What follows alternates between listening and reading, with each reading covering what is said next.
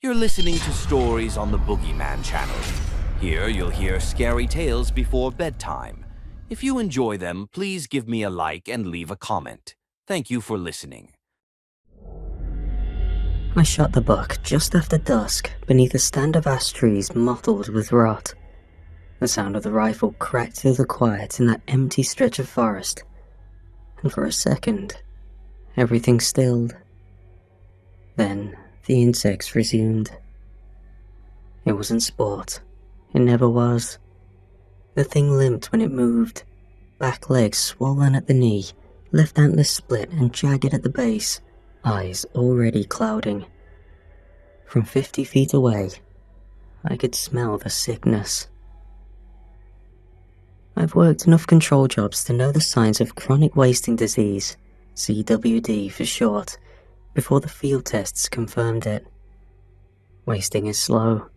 It hollows them out from the inside, leaves them standing in creeks with their mouths open, drinking nothing. The state's mandate was clear. Any deer with visible symptoms was to be put down and reported. I approached with gloves on, took the usual post-mortem photos, and recorded the GPS coordinates. Marked the tag number, R-7769, clipped beneath the skin fold near the right shoulder. Standard insert, deep enough that scavengers wouldn't reach it easily. The retrieval team was scheduled to arrive by morning to haul the body in for testing and disposal. I stayed long enough to watch the flies settle. Then I hiked back through the thinning trees and drove to the ranger's lot, where I kept my temporary logbook. Entry made, time recorded, another task finished. The next morning, I got a call. "Nothing there," the guy said through the crackling line. "Some bones scattered, no hide, no carcass." I told him I bagged it clean, tagged it myself, gave the coordinates again. Must have been coyotes, or a bear. You know how quick they are this time of year. I also knew what was normal and what wasn't. Predators don't clean up after themselves. There was no fur left, no drag marks, no prints in the soil around the site. They logged it as unrecovered, told me not to worry. These things happen. Still, I wrote a secondary entry in my personal field notes, separate from the agency forms. Male, estimate 5 years, left antler fracture, swollen rear joint, tracking tag R-7769 confirmed. No retrieval, carcass missing. It wasn't the first time something went off script out here, but this one wouldn't leave me. Something about the way it looked just before I pulled the trigger. Not startled, not wide-eyed, just still. Later that evening, while transferring photos for filing, I noticed the last one in the series. A frame taken just before I shouldered the rifle. The buck standing there, angled toward me, head tilted. It almost looked like it was waiting. I wasn't even thinking about it when it showed up again. It was nearly midnight when I sat down with the trail cam footage. We rotate through drives every few days, set up motion-triggered cams across the perimeter to catch anything sick or staggering through the zone after hours. The forest goes dead quiet at night, but that's when the worst ones move. The late-stage wanderers, the ones the disease has already hollowed out. That was my part of the job. Track sick deer and cull the population to reduce the spread. We had an on-site lab working on possible treatments at the same time. I clicked through without much focus, just background noise while I compiled sample logs. One camera had flagged motion across the ravine 3 nights prior. The footage was grainy, black and white, time-stamped just after 1 AM. A deer crossed from right to left, angling downhill through a dried creek bed, limber but slow. I paused on the 3rd frame. Something about the shape caught me. I zoomed in. Rear legs slightly raised, the joint bulged. Front left antler crooked backward at the base. Not broken off, but warped like the core had splintered. I already knew what I was looking at before the shape got closer to the camera. There was a faint glint behind the shoulder. One of our tracking tags, iridescent under infrared, positioned exactly where I'd inserted R-7769. It was the same buck, the one I shot, no mistake. Same wound, same tag, same stance. I leaned forward, rewound, and let it play again. This time, I noticed something else. The gait was wrong. The rear leg didn't drag in the twitchy, spasmodic way late-stage CWD sufferers usually moved. It swung, smooth, unbroken, too clean. There was no tension in the neck either. The head stayed level, even as it walked uneven terrain, as if something else was moving the limbs, but not from within. No bobbing, no tension through the spine. It was as if the body was being pulled forward in segments, carried, not powered. I went cold. I checked the GPS location embedded in the file. It was within a quarter mile of the same stand of ash where I'd shot it days ago. It has the same elevation and the same forest density. I cross-referenced the tree formations behind the figure. Thin lines of leafless branches, a birch with a split trunk, and matched them to my phone photos from the culling site. Too close, too precise. There's a coincidence. And then there's this. Which meant either the shot had missed somehow, or something else was walking around with a deer's skin. I didn't sleep much that night. I lay in my cot with my laptop screen still open, paused on the frame of that buck, standing still in the ravine, head low, limbs straight, eyes barely catching the light. It was facing the camera. The footage kept coming. Each morning brought a new flagged clip. Each time, the same buck, same shattered antler, and the same crooked back leg. Always alone, always after midnight, always brushing at the edge of the camera's infrared beam, as if it knew just how much it could show without being caught full on. At first, I thought I was looking for patterns out of paranoia, but by the third night, I started marking the appearances on a field map. The dots were scattered at first, too scattered to mean much, but on the fifth entry, I saw it. It was moving in a slow arc, not a wandering loop, not lost or disoriented pattern. There was structure to it. The deer was following a wide perimeter path around the zone, not random, not frantic, steady, predictable, as if it was circling something, or someone. I checked the camera's placement again, laid out the route, and drew the circle. It wasn't perfect, but it was closing in. The last 3 appearances had all been a little tighter. I followed the progression and placed a pushpin at the rough center. It was us, the base camp trailer, which meant either this thing was tracking me or retracing the path of its own death. Maybe both.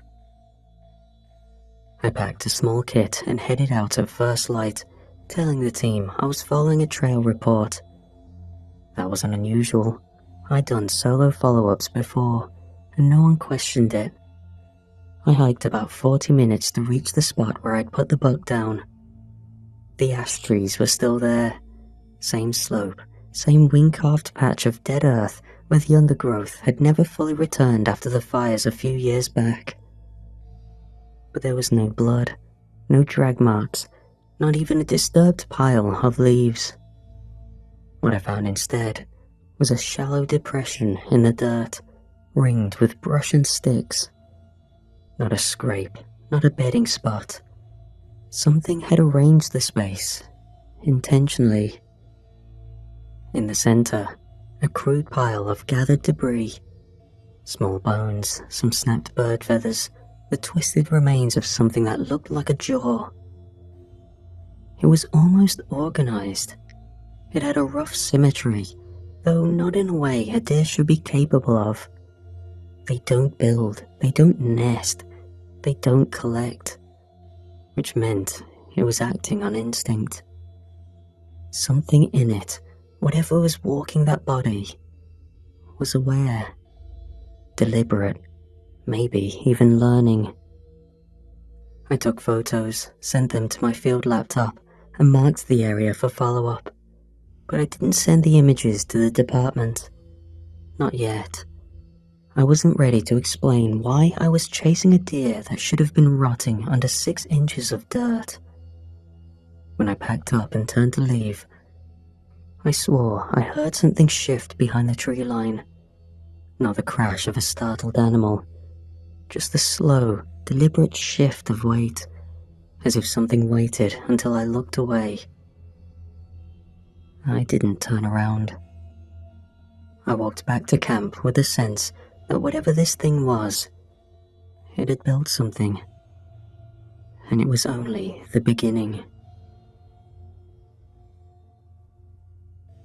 It was nearly 3 a.m. when something hit the cabin wall, not a scratch or scrape, a thud, heavy and direct. No follow-up, no scurry of retreating hooves, just one single, deliberate impact. The sound jolted me upright. I stayed frozen for a moment, ears straining. Then another noise came, much softer this time, a slight creak of the pine frame settling, or something leaning into it. I grabbed the laptop and flipped through the most recent footage. The cabin cam facing the entry showed nothing, just the unmoving trail of crushed grass and the steel bear box. I clicked over to the rear feed, one I'd set up mostly to monitor raccoon activity. That's where I saw it. Not close up, not detailed, but enough. The deer stood just within the infrared glow, upright, not on all fours, standing. Its rear legs were locked to the joints, thin but rigid. The rest of the body sagged forward, front limbs dangling like dead weight. His chest was bowed, the ribcage compressed. The head hung far too forward before slowly lifting, stiff and unsure. It took one step forward, then another. Every movement was strained, trembling with the effort to balance. It moved like a puppet strung by hands that had never seen a living thing. But it kept its head upright. Even in the poor resolution, I could see it tracking the lens. Its face had changed.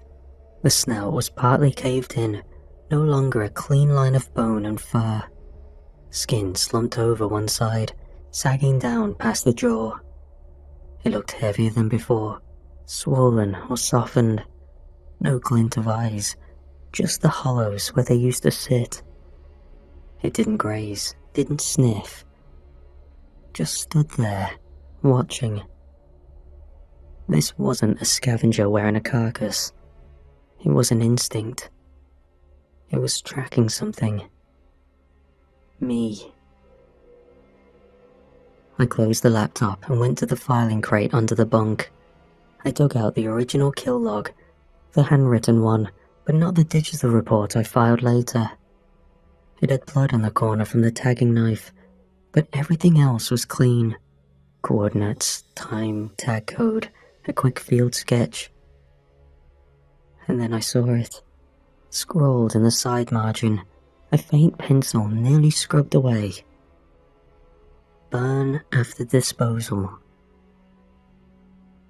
I hadn't noticed it. The retrieval crew had never shown. There was an instruction left by the lab team I had missed, which meant whatever that thing was, whatever was walking around in the hollowed out body of that deer, I had left it there. I had given it time. I grabbed the heavy lock from the gear chest and bolted the front door, pushed the chair under the handle out of some useless instinct. It wouldn't stop anything with real weight behind it, but it made me feel like I was doing something. Outside, the wind had dropped. No forest movement, no insects ticking against the window glass. It felt like the woods had emptied out, like the normal rules of wilderness had paused. I didn't sleep. I sat in the corner with the camera feed open, staring at the second angle, waiting for it to return. But it never did. Morning light bled through the closed curtains. The printout still sat on the counter, half crumpled. Burn after disposal. I hadn't shown it to anyone. Who would I tell? I just kept refreshing the trail cam app and waiting for another ping. Nothing yet. My head was starting to hurt, probably from the stress. My sinuses felt swollen and pressure was mounting. Still, I needed to see it again. Not through a screen. I needed something to confirm it was just a deer. Some rational explanation, something my brain could pin down. I hiked back to the clearing in the late afternoon with the same gear and the same boots. The air felt heavier out there, still but watchful. I stepped carefully, scanning the brush around the old kill site. No body, of course. That was gone the first time. But something else had been left behind. Near a thicket, I found a patch of fur snagged along a thorn bush. Dark, coarse, unmistakable. A few feet beyond that, I spotted a smear of something darker on the flat side of a spilled rock. Looked dry and waxy. Not rot exactly, almost preserved. I pulled the sample with tweezers, wrapped it in foil, and packed it for the walk back. In my cabin, I set up my old field scope. It wasn't high-end, barely better than a biology student's training model, but it could still read enough at low magnification. I sliced the sliver from the waxy tissue and placed it on a slide with a saline drop. The second I looked through the lens, I felt the back of my neck go cold. There were seams, not cuts, not scars, seam lines, tiny, symmetrical striations crossing in a grid pattern just below the surface. The cells weren't dried out either. They were alive, more than alive. They were organized, pulsing faintly. Something was knitting them together as if the tissue had been rebuilt rather than preserved. Which meant it hadn't died the way I thought. Or if it had, it hadn't stayed that way. No deer tissue behaves like that, especially not after sitting exposed to weather or scavengers for days. It should have been dust by now. I set up a quick test with what I had. Some ammonia-based cleaner and a few protein indicators. Crude, sure, but good enough for basic reactivity. I placed another tissue sliver in a shallow dish, added the cleaning agent, and watched. The reaction was instant. Violent bubbling, a hiss of vapor, and a reek like scorched air and formaldehyde. The tissue turned black, curling in on itself like it had nerves. The smell was chemical, but sharp enough to sting behind my eyes. I rinsed the dish and flushed the sample. My hands were shaking, but I couldn't stop thinking. I couldn't stop asking myself what regenerative mechanism could survive that reaction. What kind of biology could fake life that cleanly? I searched for anything similar. Fungal colonies, synthetic grafts, parasitic worms that repurpose host tissue. But nothing matched. By nightfall, I was just staring at the wall, mind blank. The camera feed pinged. I tapped on the app. The clearing cam had triggered. There it was, again. The deer stood at the tree line, just standing. But something was different this time. I had to squint to see it, but I couldn't unsee it once I noticed it. The left foreleg was gone. Not chewed or torn, just missing. The skin along the shoulder was smooth, pale under the moonlight, stretched tight like clay. But the thing didn't limp. It stood evenly, shifting its weight like the limb had never been there at all. I zoomed in further, as much as the grainy frame would allow. The deer turned toward the camera. I froze. The neck didn't turn smoothly. It cracked sideways, fast and unnatural, the rest of the body remaining still. A snap in the joint, or somewhere deeper. But it didn't recoil, didn't blink. It just stared directly at the lens. And for a moment, I had the horrible impression it saw me. Not the camera. Me. Then it walked off screen. Not limping, not struggling, just walking, purposefully. I shut the app and sat there until sunrise. No new alerts came in that night. I stopped sleeping for more than an hour at a time. The headaches were worse now, full pressure behind the eyes, like something swelling beneath my skull. My nose wouldn't stop bleeding that morning. It was just a thin trickle that ran whenever I tilted forward. I couldn't hold food, couldn't hold a thought. I told work I was sick. I didn't go in. I didn't tell them why. I just wanted to be alone, to figure it out, to run the test again. I kept telling myself this was chronic wasting disease. I had studied it after all. That's why we were here. But this didn't match the spread pattern. No drooping ears, no emaciation, and the regeneration didn't make sense. The movement, the fact that it stood. I pulled up the trail cam archive. A new ping 2 nights ago. Camera 12, the farthest one facing the southern edge where the old logging road ends. At first, I thought it was a poacher. Human shape, movement slow, head tilted too far down. But the figure was shirtless, stumbling, with hands twitching at his sides, knees stiff. Then he turned slightly toward the lens, and I froze. I recognized him. Not the face, the posture, the build, the way one shoulder hunched slightly from an old break. It was Nathan, one of the seasonal hires who helped with retrieval and site cleanup. He hadn't shown up to base in over a week. New angle, camera 13, same clearing, 30 seconds long. The deer came through first, from the left, limping, dragging one hind leg. Then it stopped, just stood there. Seconds later, the man entered from the opposite side, crawling, hands and feet in the dirt. He stopped a few feet from the deer. Neither reacted. There was no fear, no sound.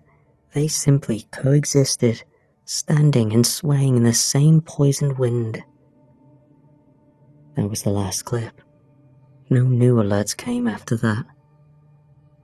I closed the app. I sat there for hours, waiting for another ping. The room was still, but I couldn't hear birds anymore. No buzz of summer insects outside the cabin. Even the trees looked off. The underbrush is too low, too quiet. I checked my nose. Another streak of blood on the back of my hand. I hadn't even felt it. I felt woozy, so I lay down and passed out.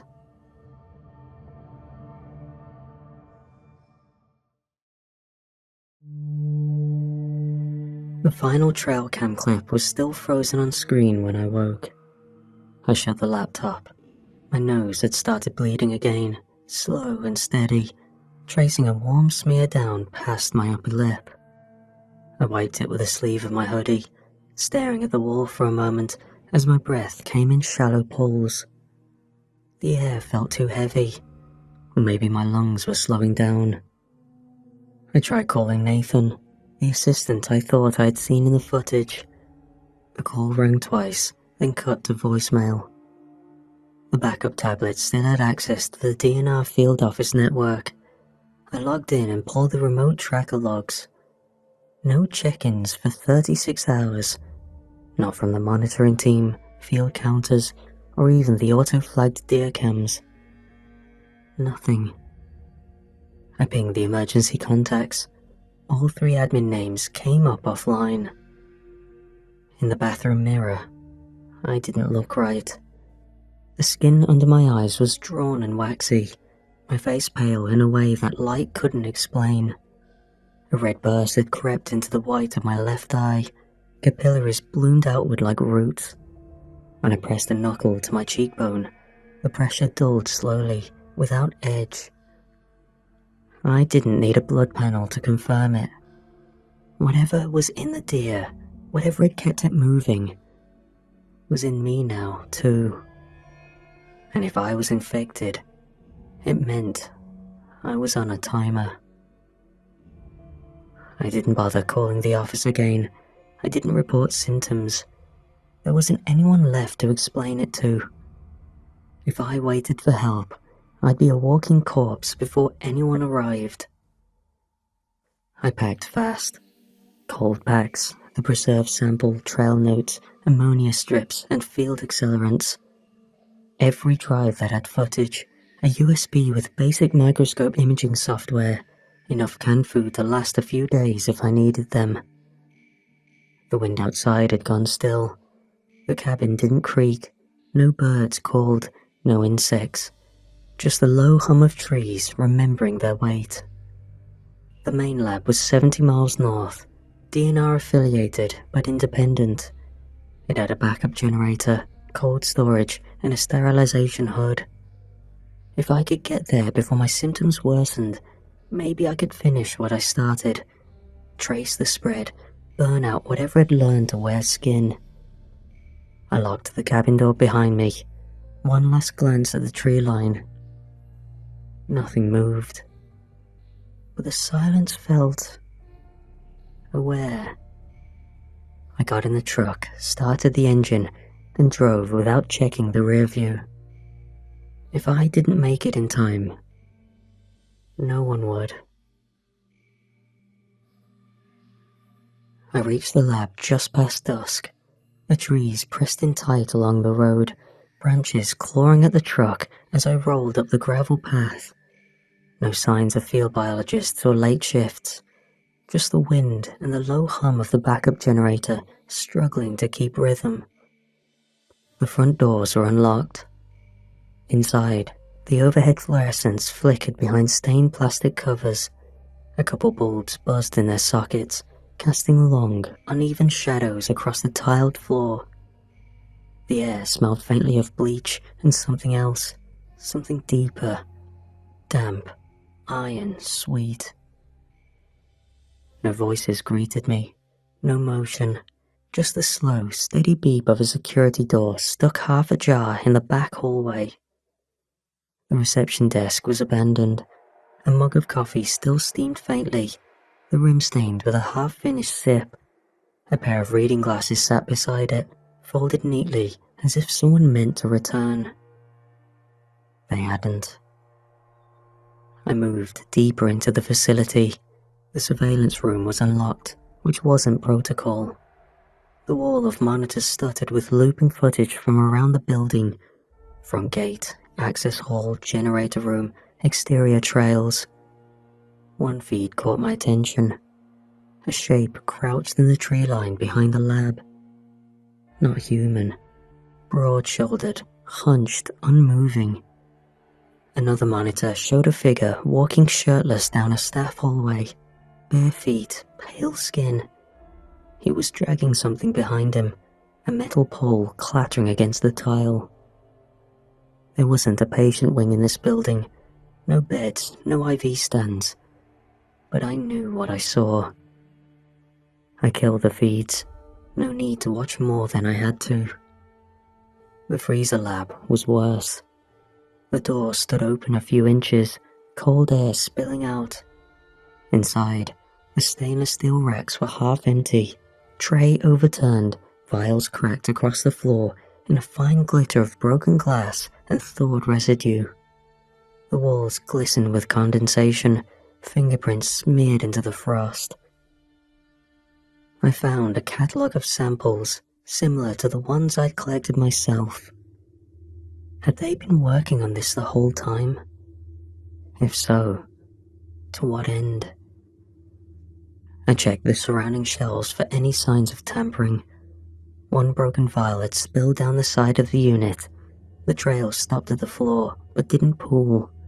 Instead, it split, streaks drawn outward by something moving low and slow. That's when I saw the prints. Not boot treads. Hoof prints, but not natural ones.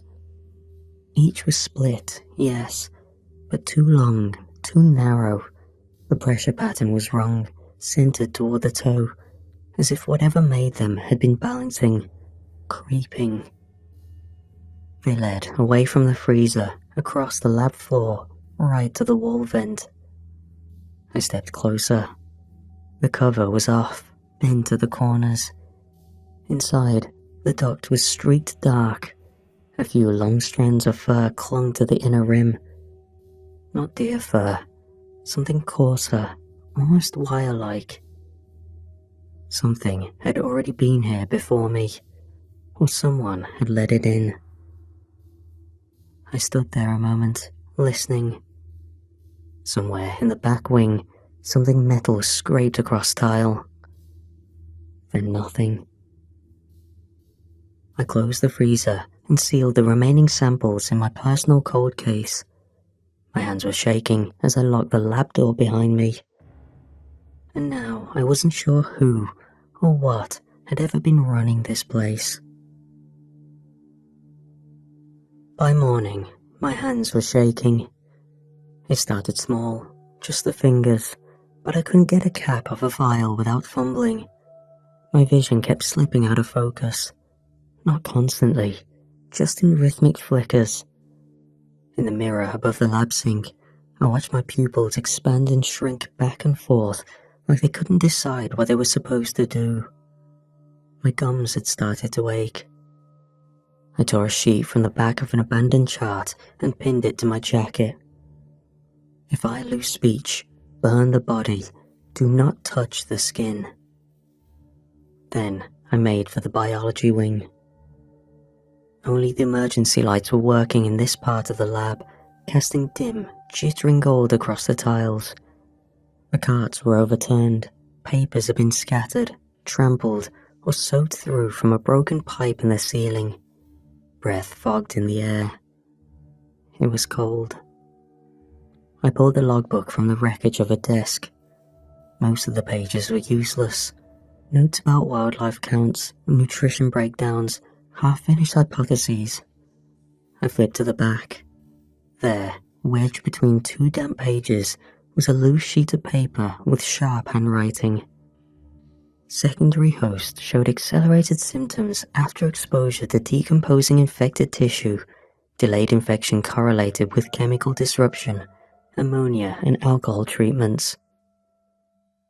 I stopped. My symptoms started after handling the sample, but I had stumbled on using ammonia while doing rudimentary tests. Whatever concoction I had accidentally breathed in hadn't cured me, but it delayed what had happened to the seasonal hire I saw skulking with the deer. It bought me time, a buffer. The others, they worked under protocol, sterile, precise, direct exposure. I folded the note and slipped it into my jacket. There wasn't a cure, but at least I now understood why I was still walking. and this inspired my makeshift idea. I found one last working autoclave near the end of the wing. It rumbled to life when I keyed in the override. I scraped together everything I could, what remained of the preserved tissue, anything I touched, old gloves, even the container, and loaded it all into the chamber. The inside was coated with black residue. Not mold, something else. Maybe someone had already tried this. I set the burn, locked the hatch, and stepped away before the heating cycle could even start. My legs were slower now. Not numb, just heavy. Every step felt delayed, like the signals were moving through sludge. I touched the glass in the hallway. I couldn't feel it. I couldn't feel the chill against my fingers. I left through the back. The woods were still, grey. The clouds hung low over the canopy. And somewhere behind me, the lab hissed with steam. I didn't know if the sterilization would do anything, didn't know if it was too late. But I had one more thing to do. I packed everything I needed and worked on the move. Not a cure, just the final step, and started walking where it all began. I didn't follow the trail cam routes this time. The clearing where I shot the buck, where the carcass vanished, where I should have burned it. I carried everything with me in my pack. An improvised cocktail, cleaning ammonia and accelerants. I cobbled together materials for a makeshift device. Powdered rust scraped from the back of hinges of old equipment and aluminium shavings pulled from trail signs. It wasn't a perfect thermite mix, but it would ignite. Enough to burn tissue, enough to destroy whatever was rewriting it. The walk was longer than I remembered. Or maybe I was slower. My joints ached, my fingers tingled, the fever behind my eyes pulsed in waves, clouding the corners of my vision. But I was still thinking clearly. I could still make decisions. That meant I still had time. I used this time to make improvised devices, crude but functional. The trees changed before the path did. At first, I thought it was just fog settling through the branches, but the bark had a sheen. Not wet, waxed. A fine spread of pale threads ran between the trunks, and when I brushed past one, it stuck to my jacket. I reached the clearing. It wasn't a nest anymore. It had bloomed. The glade was a full sprawl of organic spires, sinew and fungal bloom. Long, veinous threads ran between trees and into the undergrowth. The dirt looked bruised. There were thick nodules the size of fists half buried in the soil, throbbing. Fungal stalks that had grown into warped, ribbed structures, almost like cages. But I couldn't tell if they were meant to keep something in or out. The smell was worse than any rot I'd encountered. A mix of iron fermentation and something vaguely sweet, like ripe fruit gone sour. The wildlife was gone. No birds, no insects, but around the perimeter, the ground was littered with corpses. Rodents, a raccoon, something small and canine, maybe a fox. Some of them were twitching, not breathing, spasming, as if their bodies hadn't caught up with the fact that they were already dead. One of them, a rabbit, jerked his head upright, jaw twitching open. A sound came out, not a breath, a click, maybe an attempt at speech. I didn't stay close enough to listen. This was what it had been doing. Not hunting, cultivating. It was rewriting the instructions that told muscle and bone how to be. In the center of the glade was a mound. Flesh, hair, antler, segments of deer skull fused with what looked like vertebrae. Human ribs, tangled legs, some still clothed in remnants of field pants. A name patch peeked out, half fused into the tissue. I didn't go closer to read it.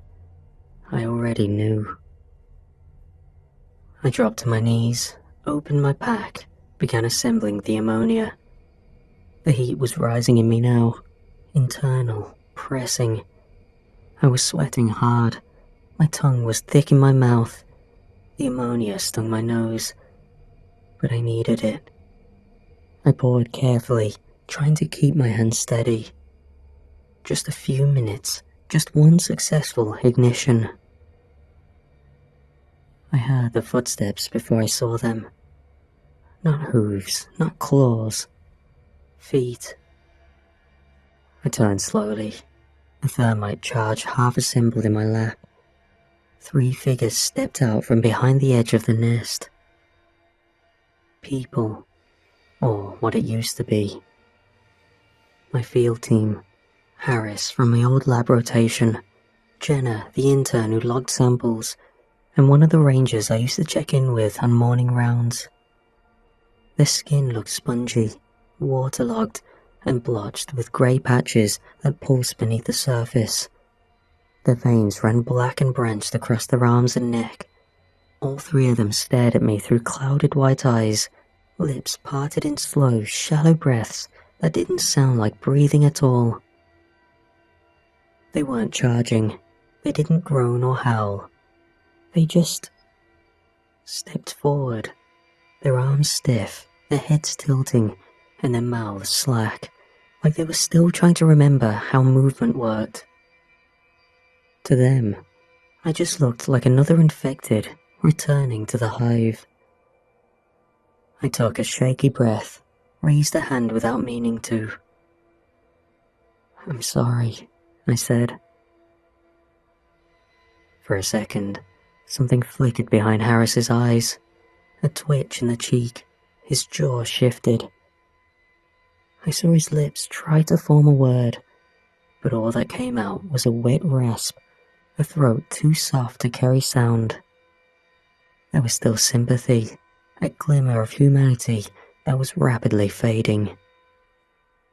Then came the deer. They had no such feelings. They emerged slowly, deliberately, and confident from the trees behind the team.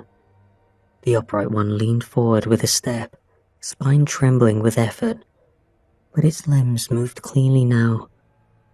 Behind it crawled another, shoulder twisted, dragging its weight along the patch of exposed roots. The last one moved worst of all. It dragged a fused limb that wasn't fully deer, part bone, part human muscle, strung together with a wrong tension. They made no noise, their heads cocked with a mechanical curiosity, all eyes locked on me. And they saw what I was doing. A huff puffed out from their nostrils as they readied to charge, hooves bracing to sprint. My hand shook as I reached for the striker. The first scrape gave nothing, the second sparked. On the third, it caught. I lit the smallest flask of ammonia and hurled it at the edge of the nest. It hissed on contact.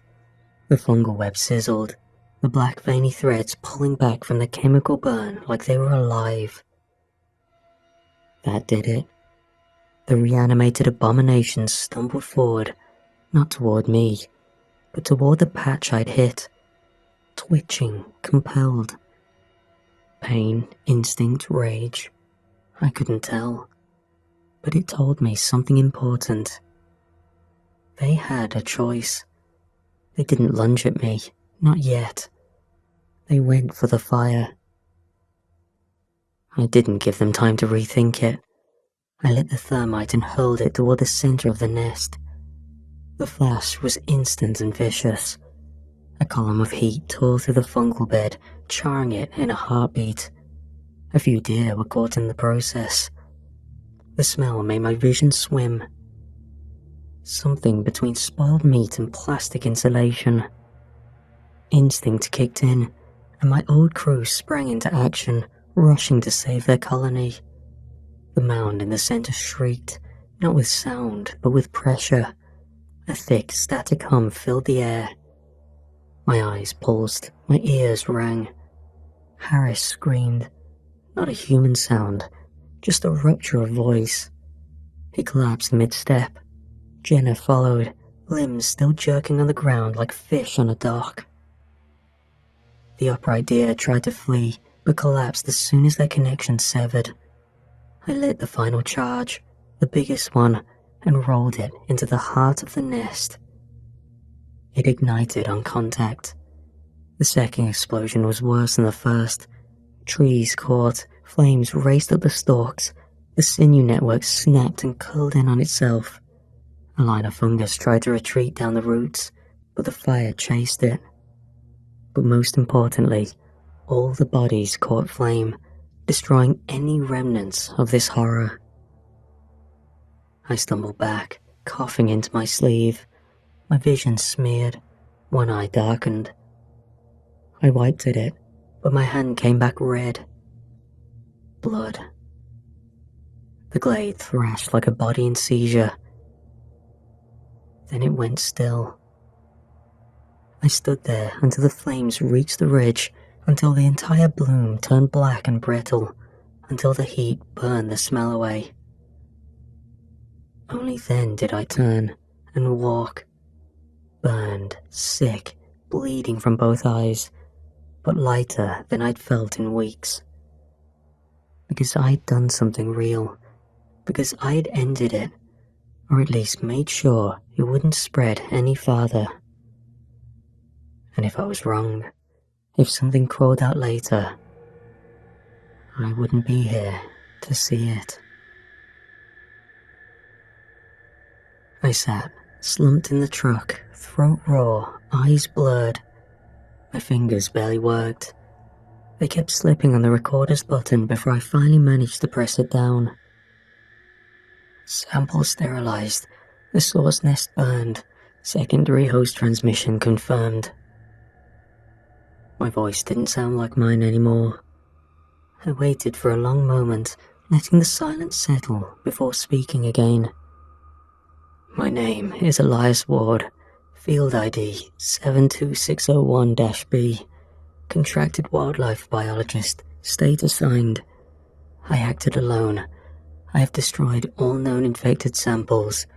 The growth site has been neutralized. There are no survivors. I paused, listened. Nothing but the low wind through the ridge. No movement in the trees, no footsteps in the brush. If anyone finds this log, do not come looking for survivors. There is nothing left worth recovering. I clicked the recorder off and let it drop into my lap. My head rested against the window. The cold glass felt steady, almost grounding. The woods outside was still, chocked in ashen fog. I took the cassette and sealed it in a weatherproof specimen case, marked it clearly, left it outside near the truck, but not too close.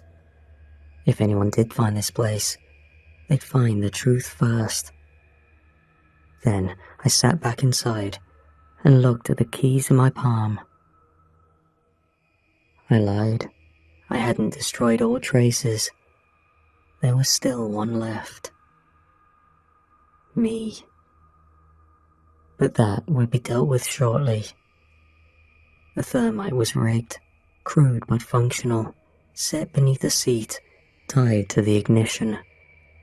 I checked the fuse 3 times earlier before my vision went. When the key turned, the reaction would start. Heat, metal, flame. Nothing left to spread. I took a final breath. No last words, no dramatic farewell. I just turned the key.